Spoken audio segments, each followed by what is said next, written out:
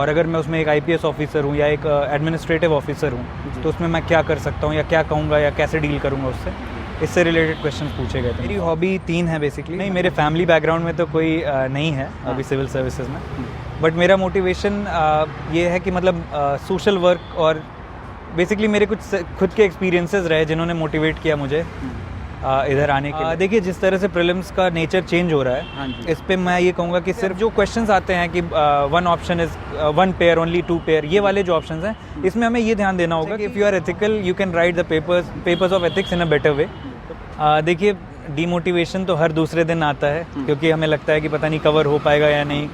एक टेस्ट में नंबर अच्छे आ गए तो लगता है कि नहीं हमारा ही होगा, फिर नहीं हुए तो फिर लगता है नहीं हमारा नहीं होगा। तो ये चीज़ें आपकी लाइफ में अप्स आएंगे डाउन्स आएंगे, आपको दोनों से डील करना है और एक कंसिस्टेंसी मेंटेन करके रखनी है। मेरा नाम कौशिक मिश्रा है और मैं लखनऊ उत्तर प्रदेश से हूँ। सर, आपका मीडियम और ऑप्शनल क्या रहा? मेरा मीडियम इंग्लिश है और मेरा ऑप्शनल हिस्ट्री है। और ये आपका अटेम्प्ट कौन सा रहा? मेरा ये 6th अटेम्प्ट। सर, अभी आप इंटरव्यू देकर आ रहे हैं, कुछ क्वेश्चन यदि आपको रिकॉल हो रहा है तो थोड़ा बताइए सर। मुझसे मतलब मेनली मेरा जो इंटरव्यू रिवॉल्व किया वो मेरे ऑप्शनल पे किया, हिस्ट्री पे। हाँ जी। उसमें 1987 का रिवॉल्ट हो गया, या फिर जैसे हिस्ट्री में हमारे हिस्ट्री से हमें क्या सीखने को मिलता है, इस तरह की चीज़ें। अशोका के कॉन्ट्रीब्यूशंस, फिर Boston T party, American revolution से रिलेटेड क्वेश्चंस। हाँ जी। और इसके अलावा अगर एडमिनिस्ट्रेशन की बात करें तो कुछ सिचुएशनल क्वेश्चंस पूछे गए, जैसे अगर मतलब कोई सीनियर कुछ टास्क देते हैं मुझको या फिर उससे रिलेटेड कि कैसे what will be my course of action, तो उससे रिलेटेड क्वेश्चंस पूछे गए। इसके बाद पर्सनालिटी डेवलपमेंट और टाइम मैनेजमेंट पे भी मुझसे क्वेश्चंस पूछे गए कि प्रायोरिटी क्या रहेगी। फिर मुझसे कैसे इमोशनल इंटेलिजेंस और कैसे आप डील कर सकते हैं उन चीज़ों को, कुछ सिचुएशंस से रिलेटेड क्वेश्चंस उससे भी आए। तो ओवरऑल यही था सर। और भी क्वेश्चन एज ए आईएएस अफसर बनाकर या फिर कोई सिचुएशनल बेस्ड क्वेश्चन आपसे पूछा? हाँ, मुझसे बेसिकली सिचुएशन बेस्ड जो मैंने बताया कि अगर मुझसे कोई मेरे सीनियर हैं वो कुछ करने के लिए कहते हैं जो कि मुझे लगता है कि लीगल नहीं है या फिर एथिकल नहीं है, तो मेरा कोर्स ऑफ एक्शन क्या होगा। और अगर मैं उसमें एक आईपीएस ऑफिसर हूँ या एक एडमिनिस्ट्रेटिव ऑफिसर हूँ तो उसमें मैं क्या कर सकता हूँ या क्या कहूँगा या कैसे डील करूँगा उससे, इससे रिलेटेड क्वेश्चन पूछे गए थे मुझसे। और सर, हॉबी क्या रही आपकी इसमें? मेरी हॉबी 3 है बेसिकली। मतलब सिंगिंग, हिंदी सॉन्ग्स है, हिंदी गाने गाता हूँ मैं, और पॉडकास्ट सुनता हूँ, और इसके अलावा मैं खुद की कविताएं भी लिखता हूँ। तो ये 3 मेरी हॉबीज़ थी। और सर, हम जानना चाहेंगे कि अभी तक आपके एकेडमिक बैकग्राउंड क्या रहा, मतलब एजुकेशन बैकग्राउंड के बारे में थोड़ा। मैंने बीए किया है पॉलिटिकल साइंस, हिस्ट्री और इंग्लिश लिटरेचर से, और इसके बाद मैंने एमए भी किया है हिस्ट्री में, और उसके बाद मेरा नेट जेआरएफ भी मैंने हिस्ट्री में ही क्वालिफाई किया है। तो ये है। तो ये सिविल सर्विसेज में आने का मोटिवेशन आपको कहाँ से मिला, या फिर आपकी फैमिली बैकग्राउंड में कोई है कि नहीं उनका देखा? नहीं, मेरे फैमिली बैकग्राउंड में तो कोई नहीं है अभी सिविल सर्विसेज में, बट मेरा मोटिवेशन ये है कि मतलब सोशल वर्क और बेसिकली मेरे कुछ खुद के एक्सपीरियंसेस रहे जिन्होंने मोटिवेट किया मुझे इधर आने के लिए, तो वही है मेनली। अब सर, थोड़ा सा हम प्री पर जान लेंगे 2 मिनट मेंस पर। तो प्री का एग्ज़ाम होने वाला 25 मई को, इस बार 2025 को, तो वो किस तरीके से आखिरी 3 महीने का टाइम बचा, किस तरीके से स्टूडेंट प्रिपेयर हो जिससे उनका प्री क्लियर हो जाए? जनरली प्री ही नहीं क्वालिफाई कर पाते। देखिए, जिस तरह से प्रीलिम्स का नेचर चेंज हो रहा है, हाँ जी, इस पे मैं ये कहूँगा कि सिर्फ लास्ट में PT 365 या इस तरह की ईयरली मैगजीन्स पे सिर्फ मत रिलाई कीजिए।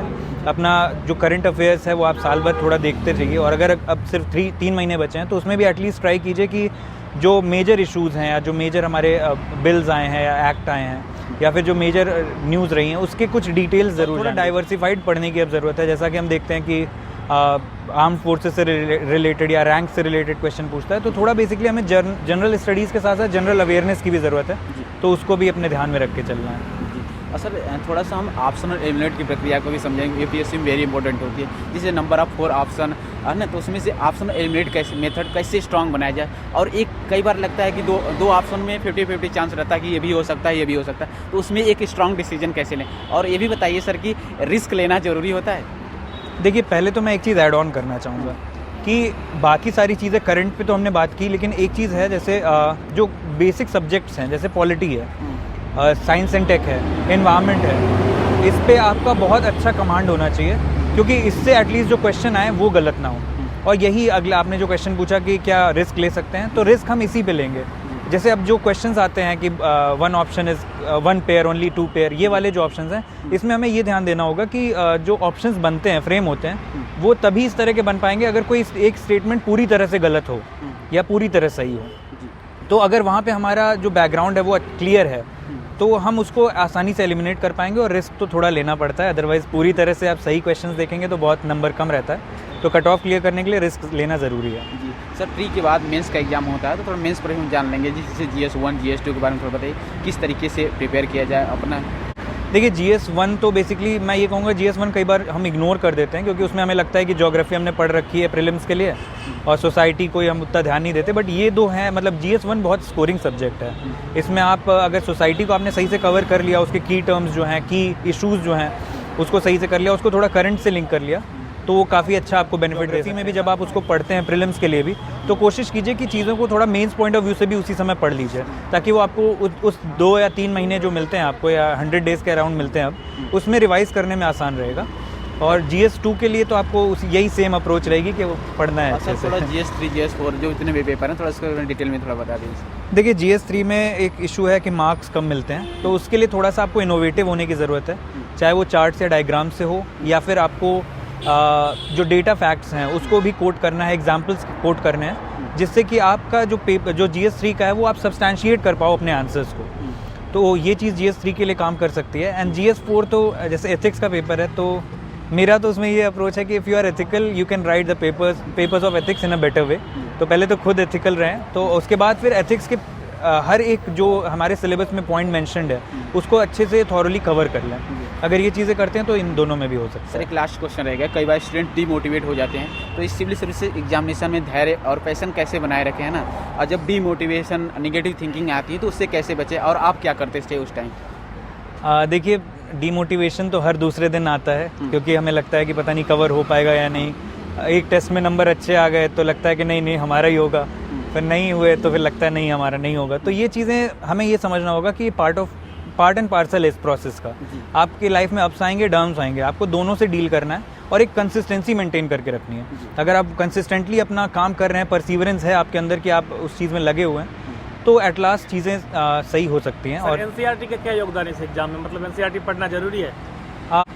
NCERT देखिए फाउंडेशनल है। अगर आजकल आप देखें पॉलिटी के जो क्वेश्चन जो थोड़े फिलोसॉफिकल आते हैं, वो आपके 11th क्लास की NCERT जो है, आवर कॉन्स्टिट्यूशन या उस तरह के जो 12th की भी हैं उनसे थोड़ा सा डील होते हैं। वो आप सीधे M लक्ष्मीकांत से फैक्चुअल डेटा से नहीं काम चला पाएंगे।